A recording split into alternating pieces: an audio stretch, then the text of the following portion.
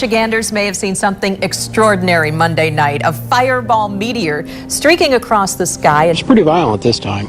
Really shook the house. A man living in St. James City on Pine Island in Lee County wondering what's causing his house to, as he puts it, violently shake. And he's not alone. We've been getting a number of calls, emails, and Facebook postings from other viewers telling us you experience the same thing.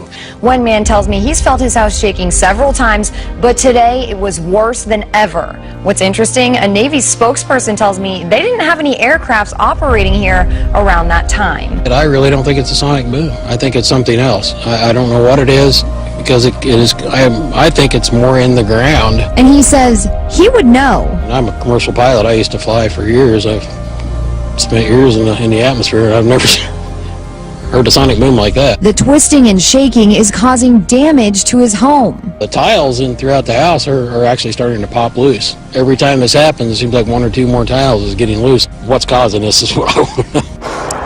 It's kind of weird. It really is, though, to see that many at one time, fall from the sky. Not one or two, but nearly 40 starlings were found laying dead on this street. It was really unusual. An unusual occurrence and a disturbing sight for both people who live and work around this neighborhood, as well as the responders who saw these birds.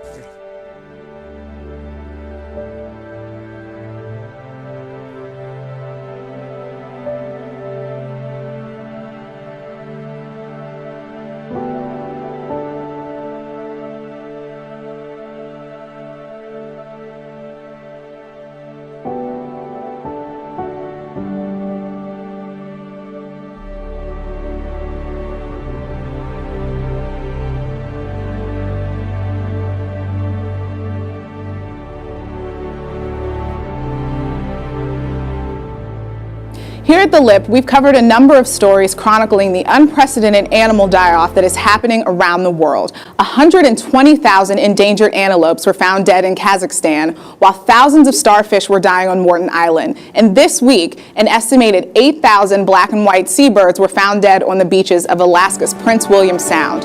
Thousands more have washed up on beaches from California to the Gulf of Alaska over the past year.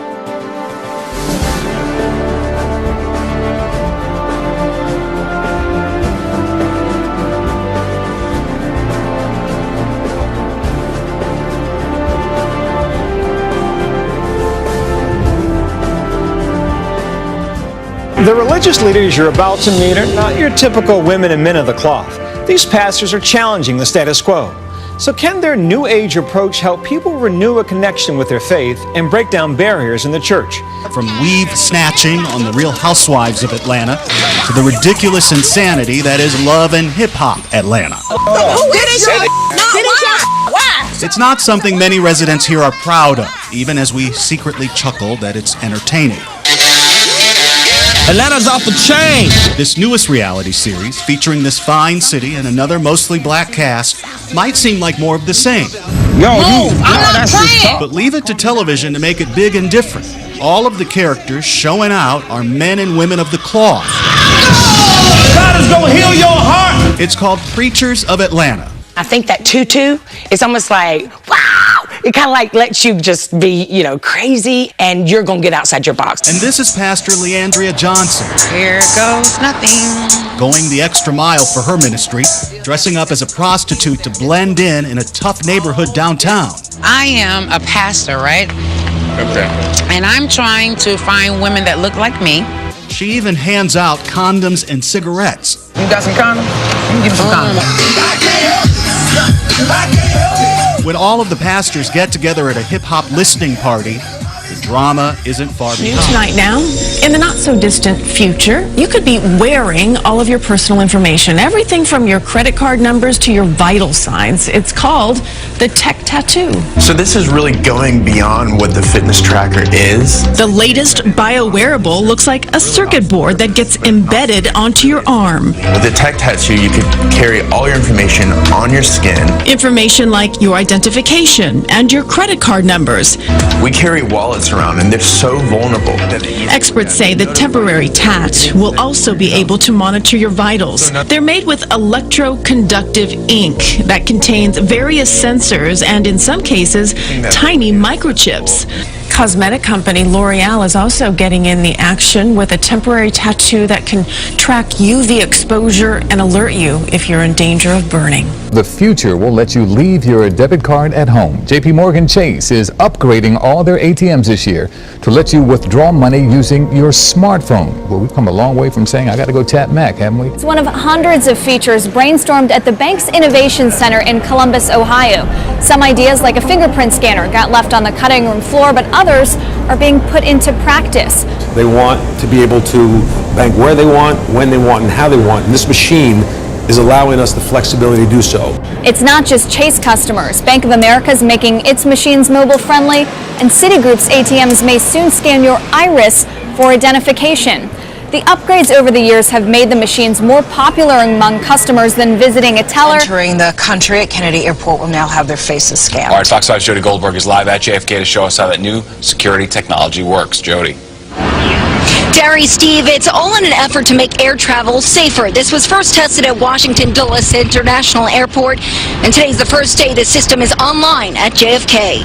It's another tool to make sure U.S. Customs and Border Protection is keeping its citizens safe. Right now, there are 18 machines spread throughout 3 terminals at JFK. Officials say at least 500 people a day chosen randomly will be screened. And now the goal is to have facial comparison at all 5 international terminals here at the airport.